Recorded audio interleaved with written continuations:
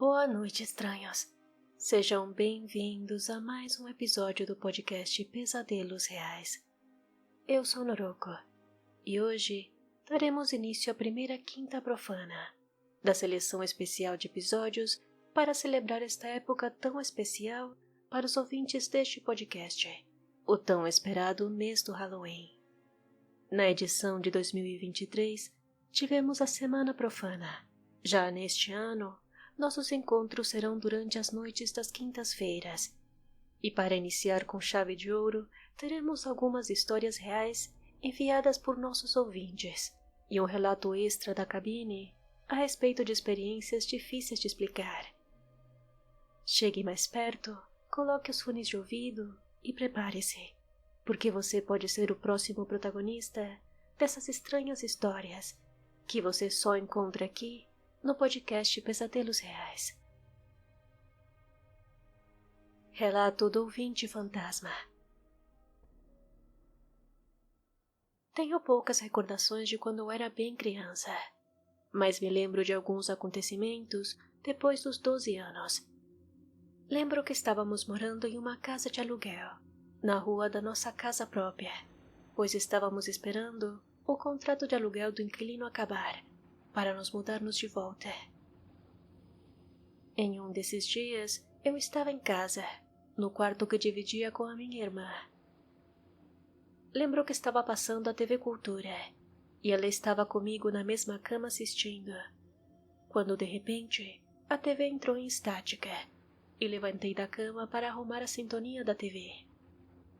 Enquanto eu estava fazendo isso, escutei o chuveiro ligar, e as torneiras da casa também. Mas não era como se fosse um vazamento. Todas ligaram na potência máxima. Então fui no quarto e falei para minha irmã: "Corre para a rua." Ela saiu correndo e tínhamos que passar pela cozinha para chegar até a porta de saída. Assim que estávamos passando nesse cômodo da casa, vimos que o frasco de detergente, que estava na pia, praticamente cheio, amassou até virar uma bola, como se fosse feito de papel. Depois que voltamos para nossa casa própria, coisas estranhas continuaram acontecendo. As duas únicas portas que dão acesso ao interior da casa são feitas com o que atualmente chamamos de madeira de lei, que é basicamente um tipo de madeira que atualmente não é permitido usar, devido ao abuso no passado. Menciono esse detalhe porque esse tipo de madeira é super rígida, e a porta tinha pelo menos 4 centímetros de espessura, o que fazia com que ela fosse pesada ao ponto do vento não abri-la. Um dia estava no computador que ficava na sala e a porta da cozinha simplesmente abriu. Escutei até mesmo o barulho da maçaneta girar e o ranger da porta se abrindo. Como a cozinha tem azulejo na parede e o acesso da cozinha para a sala não tem porta, isso me possibilitou olhar pelo reflexo do azulejo e ver quem estava ali. Eu vi uma garota em pé na porta, então me levantei e peguei meu taco pensando que fosse algum invasor, que estava usando ela como isca para me pegar. Assim que cheguei na divisão entre a cozinha e a sala e olhei direto para a porta, não tinha mais ninguém ali. Ainda preocupado com uma possível emboscada, pulei a janela da sala e chequei os corredores da lateral da casa, mas não havia ninguém além de mim, ninguém desse plano pelo menos. Nessa época, eu costumava dormir na sala. Uma noite, minha irmã acordou e foi tomar água na cozinha, e como toda pessoa que ama alguém, ela passou para ver como eu estava. Eu estava dormindo, porém aconteceu algo que ela não esperava. Havia um ser muito alto, com cerca de 2,20 metros de altura. Ele era todo preto e bem magro, com a pele esticando nos ossos e tinha olhos amarelos brilhantes. Ele estava me olhando enquanto eu dormia. Então ela voltou devagar para o quarto dela, que na época dividia com a minha avó paterna. Minha irmã sempre tinha pesadelos e paralisias do sono. E até aí tudo bem, poderia falar que é estresse e tudo mais. Porém ela era adolescente e não precisava trabalhar. e sua saúde mental era positivamente estável. A coisa era espiritual. Algo perseguia a gente. Minha ex-namorada também viu essa criatura preta, magra e de olhos amarelos. Ele estava atrás de mim, enquanto estávamos em uma videochamada. E quando ela estava em casa, algo puxou a perna dela enquanto ela dormia. Voltando à minha irmã, depois de muitos pesadelos, me cansei dessa situação. E fiz para ela um amuleto de proteção. Não vou entrar em detalhes porque foi algo que eu estudei e levou tempo para desenvolver. Mas, basicamente, foi um ritual para fazer um amuleto de proteção, usando elementos, uma oração e pedindo a permissão e a ajuda de Deus. Ela ficou muito tempo sem ter esses pesadelos, até que um dia, durante uma paralisia do sono, algo estava enforcando com o próprio colar. Até que ele arrebentou e ela finalmente conseguiu acordar. Fora coisas corriqueiras, como vultos e vozes, chamando pelos nossos nomes. Em uma época na quaresma, eu cheguei em casa depois de uma noite de trabalho como garçom e vi que minha irmã estava me esperando. Ela estava me olhando pela janela e acenava para que eu me apressasse para entrar. Então não demorei e logo fui para dentro de casa.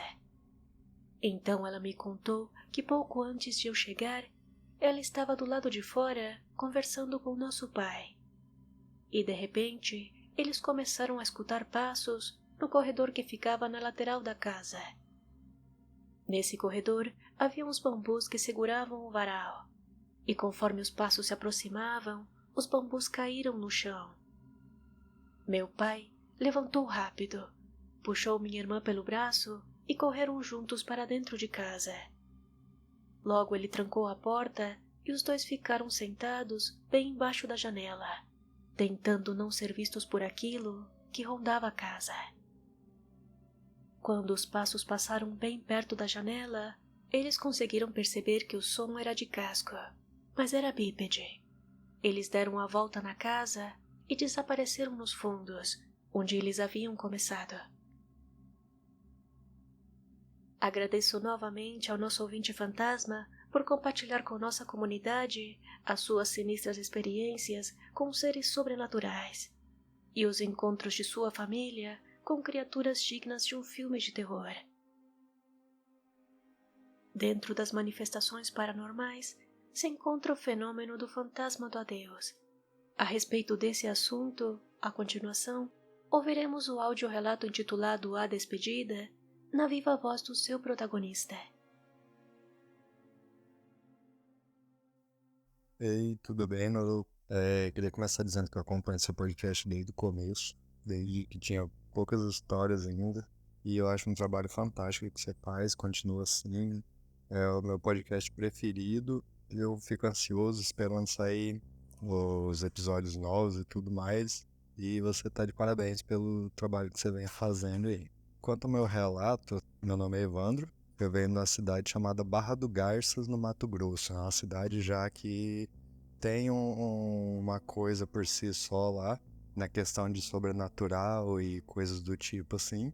Já escutei muita história de fantasma, aparição, lobisomem, ser intraterreno, ser extraterrestre, é bastante coisa que tem lá do lugar, assim.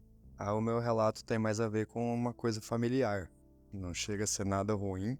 Foi uma coisa que eu acho até foi bom pra mim na época que aconteceu tudo. Há alguns anos atrás meu avô ainda era vivo e eu era muito apegado a ele. Ele teve um papel muito forte na minha vida, na minha criação, na construção do meu caráter, essas coisas. Então a gente era muito apegado, sabe? Eu sou um dos netos mais velhos dele. Então sempre foi o que ajudou com ele a fazer essas coisas assim. Não que os outros não tivessem também, mas eu como mais velho geralmente era o que tava mais junto ali, quando precisava de alguma coisa.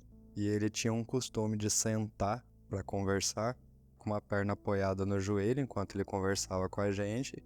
E na hora de se levantar ele ia e essa perna que tava erguida, apoiada no joelho, ele dava tipo um toquezinho no pé da gente, como se fosse só um chutinho de leve, assim, brincando, sabe? E ele tinha esse hábito.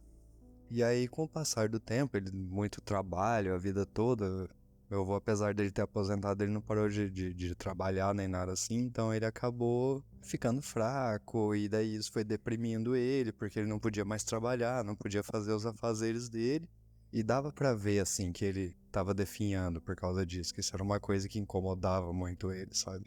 Foi piorando, foi ficando numa situação cada vez pior, até que chegou um ponto que a gente sabia que não tinha mais volta, sabe? Que a família já sabia que era um ponto sem retorno. Então a gente tava já, infelizmente, esperando já que o pior fosse acontecer em algum momento. Eu moro longe dele, morava longe dele na época. Moro hoje na cidade chamada Vila Velha, no Espírito Santo. E meu avô é da minha terra natal, do Mato Grosso. Na verdade era gaúcho, mas vivia no Mato Grosso. Criou a família, a gente lá, e eu nasci lá.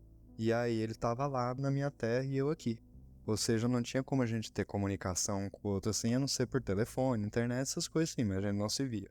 E um dia desses qualquer, isso é uma coisa que até hoje eu não sei se isso foi um sonho ou se foi ele mesmo. Pra mim é tudo como se tivesse sido um sonho assim, mas foi de um realismo muito forte, sabe? Não parecia ser um sonho, foi uma parada tátil que eu podia sentir ele como se a gente tivesse sentado, da mesma forma como eu descrevi as conversas. Ele, obviamente, como eu cresci com ele, eu peguei esse costume de sentar de uma forma parecida com ele. E nesse sonho ele estava muito lúcido, muito ciente de tudo que ele estava falando, que ele já vinha alternando entre momentos de lucidez e de não lucidez, de confundir tempo que passou com o tempo atual. E nessa situação não, ele estava bem lúcido, bem ciente de tudo que ele estava conversando comigo ali.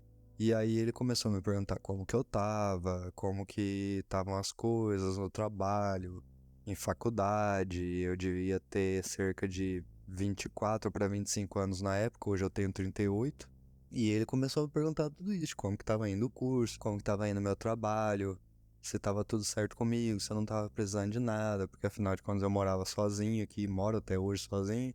E eu fui respondendo e conversando com ele, tudo assim, né? Mas era uma coisa boa que eu tava sentindo, sabe? Eu tava feliz de estar com ele ali, de estar vendo ele, de estar conversando com ele, sabe? De poder falar com ele de novo, com lucidez, essas coisas tudo.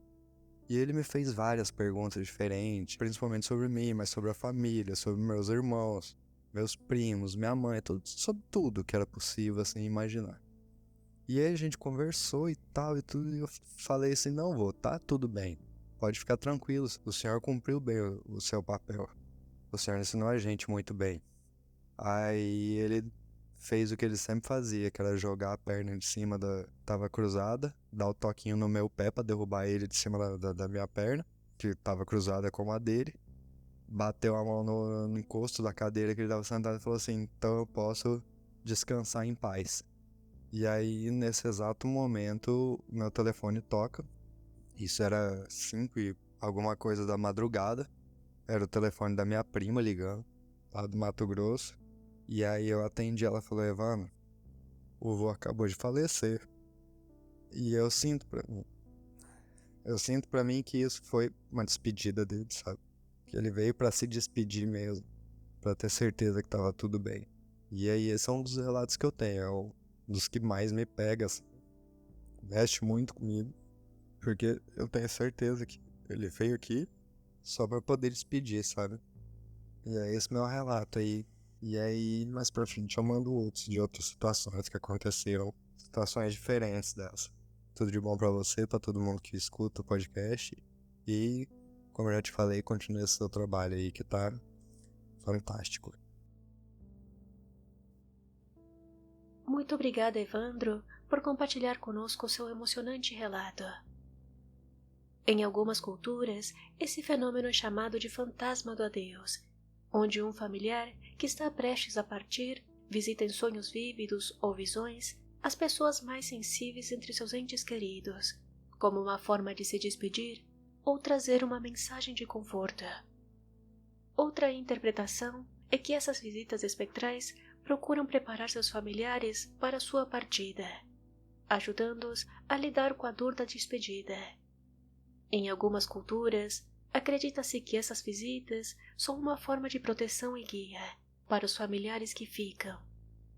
Alguns, inclusive, acreditam que a força do vínculo familiar pode criar uma conexão espiritual tão forte que permite que os espíritos se manifestem em momentos importantes.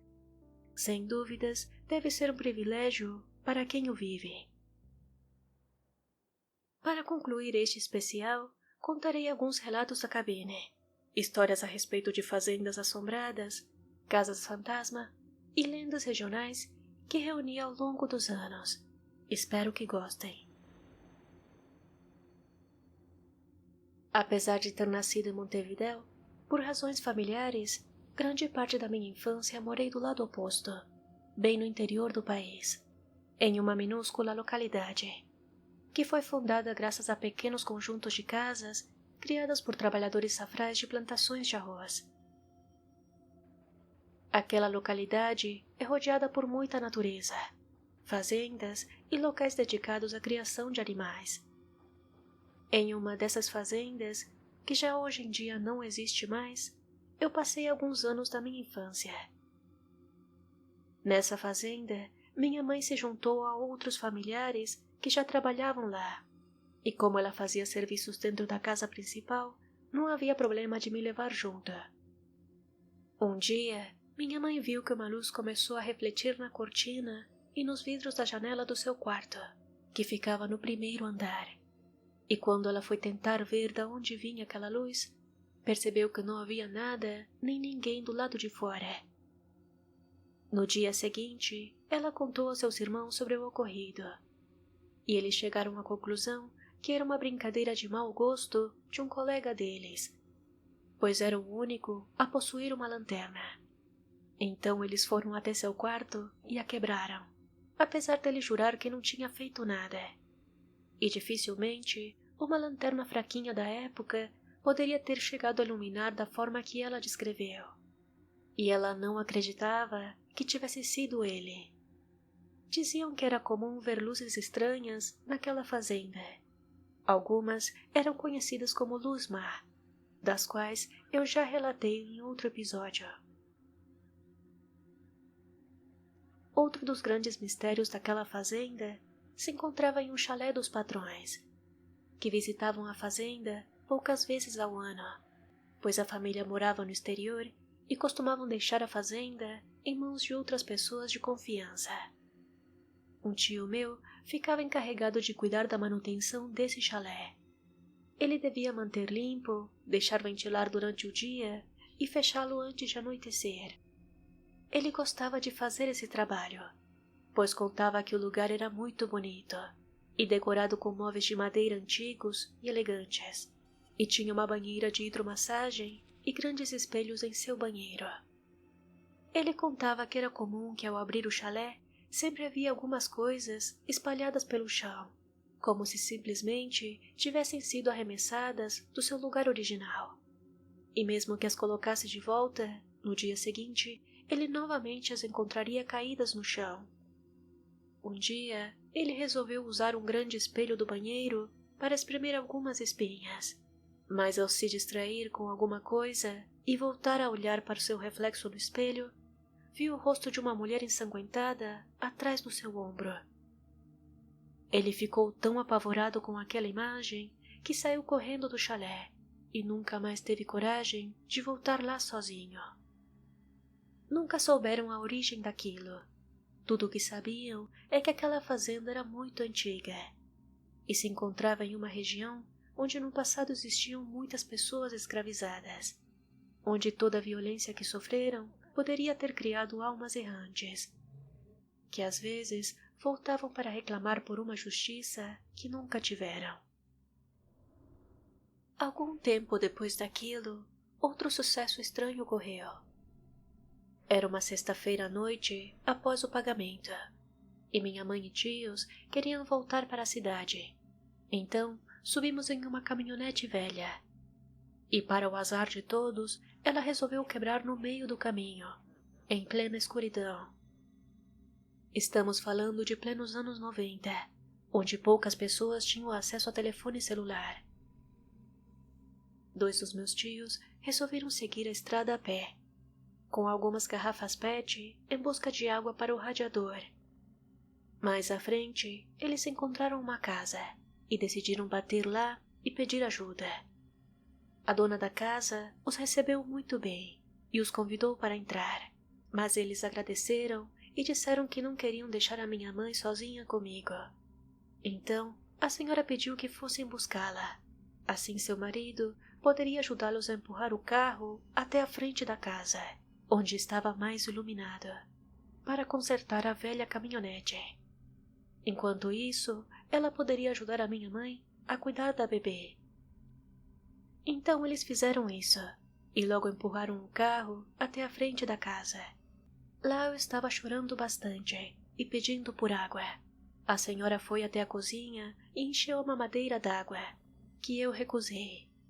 E minha mãe, envergonhada, teve que contar que os meus tios tinham me ensinado a chamar a Coca-Cola de água. E a senhora, achando aquilo engraçado, disse que seus netos haviam deixado um pouco de guaraná. E como para mim o refrigerante era um tipo de água, em seguida eu acalmei e parei de chorar. Algum tempo depois, meus tios voltaram e disseram que a caminhonete já estava pegando. E apesar dos convites da senhora para ficar para jantar, eles decidiram seguir o caminho. Pouco depois, agora durante o dia, meus tios decidiram ficar atentos naquele caminho, para tentar localizar aquela casa. Mas para sua surpresa, não encontraram nenhuma casa no local. Acreditando que tinham errado o caminho, continuaram a seguir pela estrada, mas aquela casa nunca mais foi vista por eles. Nunca souberam se aquelas pessoas eram reais ou algum tipo de manifestação que apareceu para ajudá-los. Algum tempo após isso, quando eu tinha pouco mais de 4 anos, minha mãe se mudou para a localidade que mencionei no início. Aquela pequena localidade, apesar de muito simples e não contar com muitas coisas comuns em cidades consideradas pequenas no Brasil, é rica em histórias estranhas de todo tipo.